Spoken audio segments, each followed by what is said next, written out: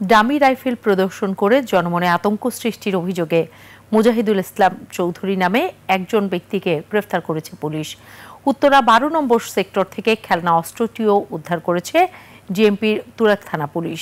এর আগে শুক্রবার ডামি অস্ত্র হাতে মিছিল করার একটি দৃশ্য ছড়িয়ে পড়ে সামাজিক যোগাযোগ মাধ্যমে।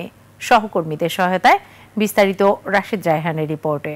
আপনার প্রিয় কাপড়ের যত্নে এলো এনজাইম সমৃদ্ধ Arik silver wash detergent powder 500 গ্রাম মাত্র 70 টাকা। প্রিমার্ক। রাজধানীর তুরাগ থানাধীন খালপাড় পুলিশ বক্স এলাকা। শুক্রবার দুপুরে সড়কে গণজমায়েত করে কয়েকজন। এ সময় অবৈধ অস্ত্র প্রদর্শন করেন তারা। এতে আতঙ্ক ছড়িয়ে পড়ে স্থানীয়দের মাঝে। দৃশ্যটি ছড়িয়ে পড়ে সামাজিক যোগাযোগ মাধ্যমেও। শুক্রবার এই ঘটনায় নড়েচড়ে বসে তুরাগ থানার পুলিশ। এদিনই অভিযান চালিয়ে উত্তরা পশ্চিম থানার 12 নং সেক্টরের একটি বাসা থেকে মুজাহিদুল ইসলাম চৌধুরী নামের ব্যক্তিকে গ্রেপ্তার করা হয়। উদ্ধার করা হয় ডামি রাইফেলটিও।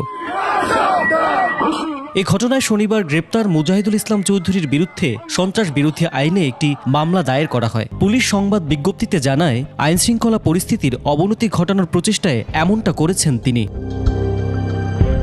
রাশেদ রায়হান, 21 টেলিভিশন, ঢাকা।